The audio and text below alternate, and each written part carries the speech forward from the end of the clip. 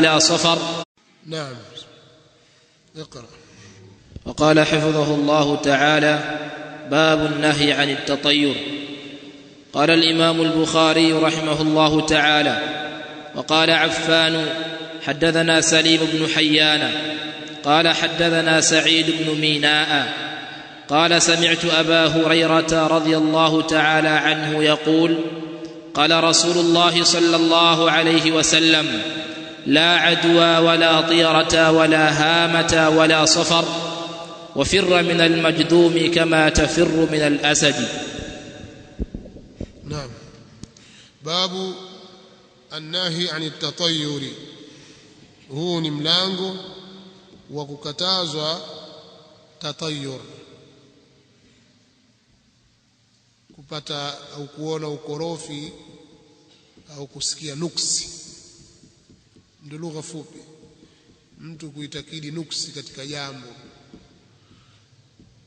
At-tatayur, mtu kukurufika kwa ndege, sababu ni masdari hiyo ya tatayara, tatayura, tatayara yatatayaru tatayura, wa huwa at-tashaum bil mar'iyat au al masnu'at. Ni mtu kusikia ukorofi au kusikia nuksi kwa vitu vinavyoonekana au vinavyosikiwa, tena ala wajhi yarudduhu an hajatihi, kwa wajhi ambao utamzuia yeye kuiacha haja yake, utamrudisha asifanye jambo lake. Kasikia kitu fulani, alikuwa anataka kufanya jambo fulani, basi sifanye tena, nimesikia sauti ya kitu fulani. Kaona kitu fulani, mimi siendi tena, sitoki tena, narudi. Kwa nini? Nimekutana na kitu fulani. Hii inaitwa at-tatayyur, kwa sababu asili hasa ilikuwa ikifanyika kupitia ndege. Watu walikuwa wakisikia ndege fulani hivi, basi wanasikia ukorofi katika, wanaitakidi ukorofi katika jambo lao. Sasa jambo hili limekatazwa, mtu hatakiwi kufanya hivyo, bali anatakiwa afanye fa'al na sio tashaum. Fa'al ni mtu kuitakidi khairi, kaona jambo zuri akaitakidi khairi, kwamba hapa hii ni khairi, alama nzuri, anapata bishara kwa jambo lile, kujipa matumaini mazuri kwamba Allah subhanahu wa ta'ala atalitengeneza jambo, au kuna bishara njema, kuna hali nzuri.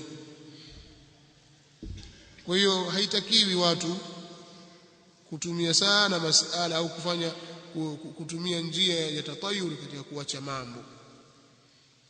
Wasafiri kwa mfano, wewe watoka nyumbani kwako uenda safari, kuna watu walivyo, akitoka tu nyumbani akikutana mtu wa kwanza atakutana naye kwamba akiwa ni mwanamke, harudi, haendi tena, anarudi au anabadilisha njia, kwamba jambo langu lishaharibika, nuksi. Au kama amefungua biashara, mtu wa kwanza atakuja kununua akiwa ni mwanamke, una biashara hii ishadorora hapa, hakuna kitu tena, hasara tupu. Sasa ndio baadhi ya watu walikuwa wakifanya, sijui kama siku hizi wafanya, kipindi cha zamani watu walikuwa wakifanya, mtu pengine auza samaki wake tu mafungu, kama mafungu yake 4 5, mtaji wa shilingi 200 500, aona pia watu watamuonea kijicho katika lile. Kwa hiyo ili kuzuia tashaum, asije kununua mwanamke, basi iko tayari atoe pesa yake yeye, ampe mtoto, nenda kanunue pale, kanunue samaki. Yani ajidanganya mwenyewe, mtoto ambaye kanunua samaki pale, na ile pesa ni yake yeye, na samaki wake yeye, na pengine mtoto wake yeye pia, lakini mradi biashara ifunguliwe na mwanamume, asiwe ni mwanamke. Akifungua mwanamke nuksi, na pengine anayefanya hivyo na kuitakidi hivyo ni mwanamke mwenyewe. Hii ni balaa kubwa katika umma. Haya, kwa hiyo kuna watu wako namna hiyo, na wengine kama katoka hivi akutana na paka, safari ndio ishakufa hapo, kwamba natoka tu paka kanipitia mbele, au akutana na mbwa, au mwingine atoka tu kamkosa kosa kijibuzi kakikosa kosa, sasa hapa sisi tunapokwenda si salama. Kuna watu wanaitakidi hivyo mpaka hii leo. Kwa hiyo kama ana safari ataiakhirisha kwa sababu amekutana na kitu fulani. Na wengine wanaitakidi kwamba kuna ndege ni wakorofi, wametajwa katika hadithi, akisikia bundi analia basi tutahama nyumba hii, la sivyo atakufa mtu. Watu wa jahiliya walikuwa wana tabia hiyo. Sasa Uislamu umekuja kubatilisha mambo hayo, kwamba hayo si mambo ya Kiislamu, si mambo ya kuitakidiwa na Muislamu. Muislamu hatakiwi kuitakidi hivyo. Hayo ni mambo walikuwa wakiitakidi watu wa kuabudu mizimu. Hao ndio mambo yao, lakini wewe Muislamu hutakiwi uamini hivyo. Sasa kuna watu mpaka leo wakwambia haiwezekani, lazima kuna kitu, lazima. Kwa hiyo ataka kurudi kule kule kwa wale watu wa jahiliya. Sasa kuna umuhimu wa watu kuwasomesha watu hadithi hizi, wafahamu kwamba maadamu wewe ushaamini kwamba Muhammad ndiye mtume wa Allah sallallahu alaihi wa alihi wasallam, kwamba ndiye mtume wako, basi watakiwa uyaamini mafundisho yake, uachane na imani na itikadi potofu, ndio Uislamu wako utakuwa sawa. Kinyume na hivyo itakuwa ni Uislamu wa jina tu, wautaka tu Uislamu kwa namna fulani, lakini huna haja nayo. Wewe haja yako ni yale mafunzo yale ya kimizimu mizimu. Sasa hadithi hii al-Imam al-Bukhari rahimahullah ta'ala anaipokea kutoka kwa Affan ibn man? Affan ibn Muslim bila shaka, kwenye kitabu at-Tibb babu al-Judhami. قال حدثنا سليم بن حيان قال حدثنا سعيد بن ميناء قال سمعت أبا هريرة رضي الله عنه يقول أنا سمع نمسكي أبو هريرة رضي الله عنه أنا سمع قال رسول الله صلى الله عليه وسلم لا عدوى hakuna kuambukiza kwa ule wajihi ambao wanaitakidi watu wa jahiliya. Tunatafanya tarjama kwa maelezo pia. Hapana kuambukiza kwa wajihi ambao wanauitakidi watu wa jahiliya. Hiyo ni tafsiri ya wanachoita Sheikh Ibn Baz katika sharhi yake kitabu Tauhid, ameleta tafsiri hiyo, la adwa ala alwajhi alladhi ta'taqiduhu ahlul jahiliya. Hakuna kuambukiza kwa wajihi huo. Tatoa maelezo. Wala tiyara, wala hakuna kukurufika kwa ndege. Wala hama, hakuna tashdidi, hakuna shadda katika mim. Wala hama, kwani ipo wala hamata bila tashdid, bila ya tashdid au bila ya shadda. Wala hakuna buma wala safar. Si buma nafahamika, buma na watoto utishiwa buma, huyo buma haja au niambisikia mnaelewa au muelewi? Alhama ni ndege inaitwa albuma, ni kitu inaitwa buma.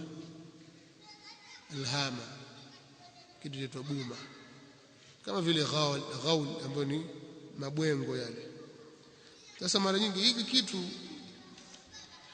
hakihalisia hasa hakipo.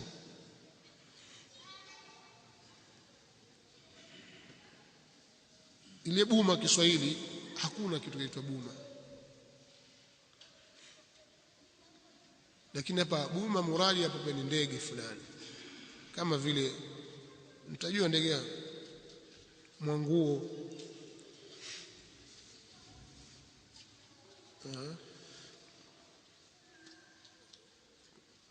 au pia nani tena ito jina nyingine ndio hivyo mwanguo au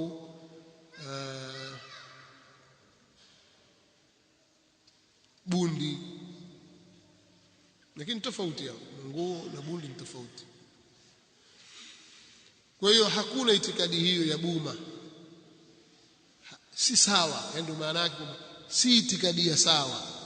Wala safar, wala hakuna ukorofi katika mwezi wa Safar, wala hakuna ukorofi katika mwezi wa Safar.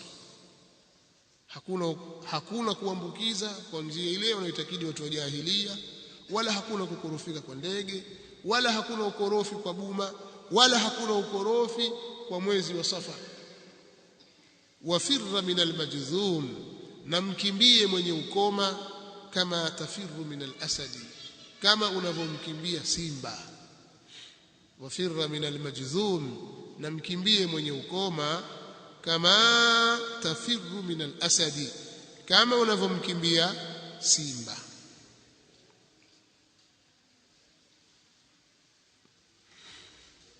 maana yake nini?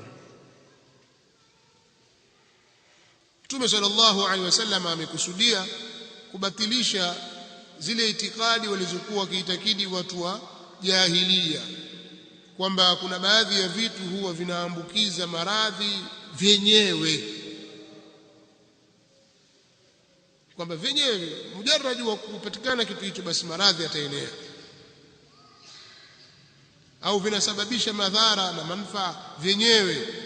Mtume sallallahu alaihi wasallam akasema hilo halipo. Maana kile unaitakidi kwamba maadamu wewe umekutana na mtu mwenye korona basi lazima unayo. Hakuna kitu hicho katika Uislamu. Maadamu umekutana wewe na mtu mwenye ukoma basi unao, lazima utaupata. La, si hivyo. Sawa? Hiyo itikadi si sahihi kwa dhati yake, la, bali ni sababu tu Allah subhanahu wa ta'ala ameiweka. Inawezekana likakupata hilo au lisikupate, ni sababu tu Allah subhanahu wa ta'ala ameiweka yeye, na yeye ndiye anayechukua maradhi akayatoa kwa fulani akaingiza kwa fulani, yeye kwa hikma anayojua yeye. Sasa ili kufuta dhana hizo, wewe watakiwa umwepuke mtu mwenye maradhi kama hayo ya kuambukiza, kama vile mwenye ukoma, mwepuke, usilete hizo dhana. Sasa ndio firra min almajdhumi firaraka, au kama tafirru min alasad. Katika riwaya nyingine firaraka min alasad, mkimbie mwenye ukoma kama vile kukimbia kwako unavyomkimbia simba, kaa naye mbali. Na ndio maana zile hadithi nyingine zimekuja, Mtume sallallahu alayhi wa alihi wasallam akasema la yuridu mumridun ala musihhin, mtu asimnyosheleze yule ngamia mwenye maradhi akamleta kwenye maji pale kwenye ngamia aliyekuwa mzima. Msifanye namna hiyo, kwa sababu hadithi inayokuja kwa mbele itafafanua. Kwa masala ya kwamba maradhi yanaambukiza yenyewe kwa dhati yake ni itikadi ya kijahilia, lakini tutatakiwa sisi tuwaepuke wenye maradhi haya na tuchukue asbabu za kukaa nao mbali. Hivi ni vitu vili kama vina ishkali hivi. Sasa mbona tumeambiwa hakuna kuambukiza, alafu tuambiwa tumkimbie mwenye maradhi haya? Inakuwaje hapa? Anasema hili la kwanza ni kutaka kubatilisha ile itikadi ya kwamba maradhi yanaambukiza yenyewe, na hili la pili ni kuchukua asbabu za kuepuka haya maradhi ili kufuta ile dhana na maradhi yanaweza kukupata. Kwa sababu katika hadithi iliyokuja pale nyingine inayofuata sasa, faman a'da al-awwal, ni nani aliyemwambukiza wa kwanza? Faman a'da al-awwal, ni nani aliyemwambukiza yule wa kwanza? Kama ndio hivyo, kwa hiyo la yuridu mumridun ala musihin, kwa sababu ya kuepusha dhana. La yuridu sahibu al-ibli al-marida ala sahibi al-ibli as-sahiha, bal yakunu hadha lahu wirdun wa hadha lahu wirdun hatta la takhtalita, wa hadha min bab ittiqai asbab ash-sharr. Huu ni katika mlango wa kujikinga tu na milango ile ya shari. Na kauli yake firra min almajdhum, mkimbie mwenye ukoma, ittiqaa bi asbabi shar, ni kwa ajili ya kujikinga na sababu za shari. Lianna almukhalata qad tuathiru wa qad tusabbibu almarada biqadari llah, kwa sababu kuchanganyikana huenda kukaathiri kukasababisha maradhi kwa qadari ya Allah subhanahu wa ta'ala. Wala adwa wala tiyara, wala hakuna ukorofi wa ndege kwamba ndege fulani akilia basi kuna jambo fulani linatokea. Hilo halipo katika Uislamu na sio sheria. wala hama, wala hakuna buma, hakuna athari kwa buma. Kuna watu wanasikia ukorofi kwamba akitua ndege huyo kwenye nyumba au akilia, basi na nyumba hiyo imeshaingiliwa na balaa, na watu wanafikiria mambo ya kuhama hapo. Hakuna albuma wala alghurab wala ghayruha min alkhair walshar walmahalik, hakuna jambo hilo. Wala safara, wala hakuna ukorofi katika mwezi wa Safar, mfunguo 5, mwezi maarufu. Baadhi ya watu wa jahilia walikuwa wakisikia ukorofi na wakiona nuksi katika mwezi wa Safar. La yatazawajuna fihi, hawaowi katika mwezi huo. Wa ba'dhum la yusafiru fihi, na baadhi yao hawasafiri katika mwezi huo. Yale mambo ya maana wao hayafanyi katika mwezi wa Safar, kwa sababu wasema ni mwezi wenye ukorofi. Sasa katika baadhi ya watu humu pia wanafanya mwezi mfungo 5, hapana, itabidi harusi pale kwa mfungo 6, japokuwa ile usiku wa mwisho kwa mke mfungo 6. Nini? Kwa sababu mfungo 5 una ukorofi. Sasa la Safar, hakuna ukorofi katika mwezi wa Safar, ni mambo ya kijahilia, bali ni mwezi kama miezi mingine tu. La dharra wala naf'a, hakuna madhara wala hakuna manfaa ndani yake. Wengine wanatafsiri kwamba la Safar wanasema ni mnyama aliyeko tumboni, watu kukurufika naye, lakini sawa sawa ni Safari hapa kwa maana ash-shahru al-ma'ruf. Katika hadithi nyingine imekuja wala naua, wala hapana ukorofi kwa nyota fulani, wahid al-anwa, wala ghaul, wala hakuna ghul. Imekuja hivyo katika baadhi ya aya.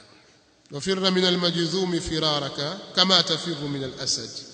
Itatosha kwa leo. Inshallah darasa nyingine tutakuja tutasoma la adwa wala safara wala hama. فقال عربي يا رسول الله فما بال إبلي تكون في الرمل كأنها الظباء فيأتي البعير الأجرب فيدخل بينها فيجربها. فقال فمن أعدى الأول. حديث لا عدوى ولا طيرة ولا الشؤم، لا عدوى ولا طيرة، والشؤم في 3، والشؤم في 3، في المرأة والدار والدابة. Kama ni nuksi basi katika vitu vitatu: mwanamke, nyumba na mnyama. Vipi hapa?